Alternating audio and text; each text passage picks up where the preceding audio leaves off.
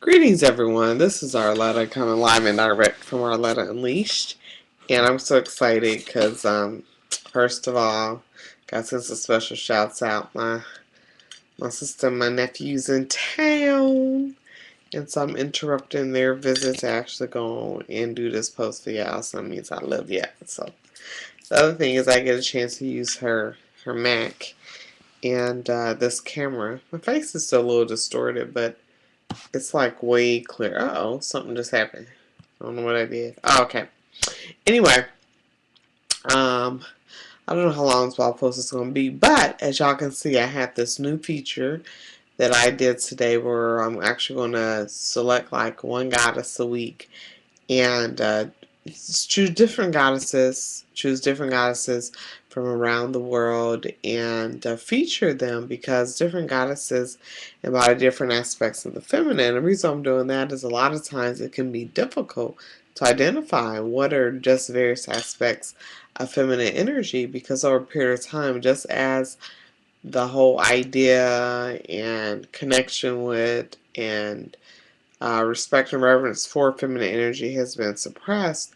So too, a lot of the what's considered or was revered as feminine energy and cultures of the past, where actually was a part of the belief system in the everyday life and experience, a lot of that has been co-opted by men over the centuries and millenniums, and include that in masculine energy, and it's actually not. So I figure what easier way would it be to take these goddesses and what they embodied, what were their attributes, and for us to identify different aspects of ourselves in the goddesses, see what powers we've activated that they represented, and the powers that we want to activate or to use more of in our lives and experiences. So that being said, who I'm featuring this week is Oya. She is a Yoruba goddess in the Yoruba pantheon. And let me go and share with you a description of her, which is different from what I included on the blog. And we're going to see where we are, how much of Oya we're embodying in our own lives. Okay? So Oya is the powerful Yoruba goddess of the winds of change. So if there's one thing I would say that I would embody, it would definitely be winds of change. I'm constantly allowing those to sweep through my life rather drastically, actually. I look at my life, I see my results. What's good I keep, what doesn't work I get rid of.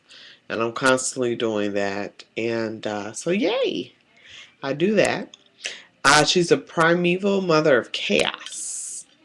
And chaos is something I've really gotten an even more respect for as I get older. I used to be one who really respected order, who really respected logic, based thinking and action and thought.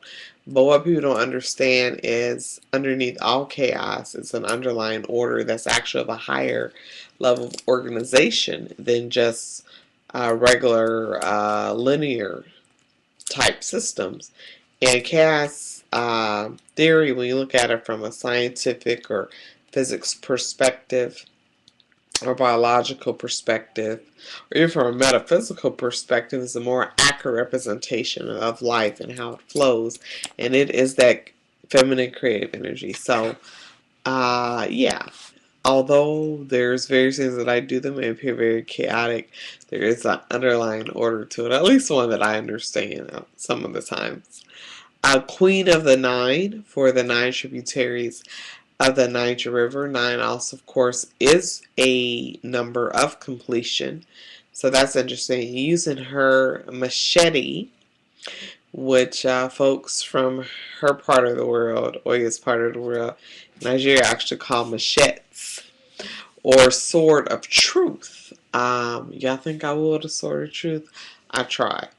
That's my mission. I'm getting better and better and better at it. She cuts through stagnation and clears the way for new growth. And I can definitely proudly say that, yes, I definitely try to embody that in all aspects of my life. She does what needs to be done. She is the wild woman, the force of change. Lightning is my natural, what do you call it? Element. When I was first learning how to fly and I was part of this black flying club in Dallas, my name was Lightning. And I've used, yeah, you can go on my MySpace blog, and Lightning has a lot of powerful symbolism I've always identified with. Lightning, fire, tornadoes, earthquakes, and storms of all kinds are ruled by Oya. She's also queen of the marketplace, a shrewd businesswoman and adept with horses. As the wind, she's the first breath and the last, the one who carries the spirits of the dead to the other world, which is why she's associated with cemeteries. So I think that is a powerful, powerful um, entity to actually go and embody. And I didn't really notice it when I selected her, but I'm glad to say that some of her major aspects are things that I've definitely, over the years, have taken out time to incorporate into my own life. The wind of change, who wields the sword or machete of truth. And yeah, I can say it. So, my question for you is, with the description that I just read there, and then the descriptions that I gave on the site, look at those different attributes that she embodies and see what, if any of those, do you actually embody in your own life. And if there are some, fine. Congratulate yourself on those. If there aren't, then it might be something you might feel inclined towards actually incorporating. But this whole unleashment process is constantly taking that machete and going through your life and just cutting down all the weeds, clearing all that shit out, and going and replanting and harvesting and evaluating and then weeding again, and constantly, not only that, but taking that sword and cutting them cords, cutting those attachments, cutting those allegiances, cutting those obligations, cutting that program and all that shit. Just cutting it and getting away from it. When I'm doing my releasing processes, that's one of the things that I use. I call on Archangel Michael for his assistance. I could call Oya, but I'm very hesitant to call on goddesses and gods, especially earthbound spirits, because they're rather unpredictable and there's aspects of them that I'm not familiar with at all. And I'm not sure about the energy. So I leave them alone. I respect them. I recognize their power uh, from that they embodied in the past and in the present, but I don't really tap into that. That's just my personal choice, though. So if you feel inclined to do that, then by all means, but that's just not my preference. So that being said, yeah, Oya, she's a badass sister, or like I call myself, and paying homage to Trina, who's one of my role models. Uh, Not just a bad bitch, but the baddest bitch. And I say that with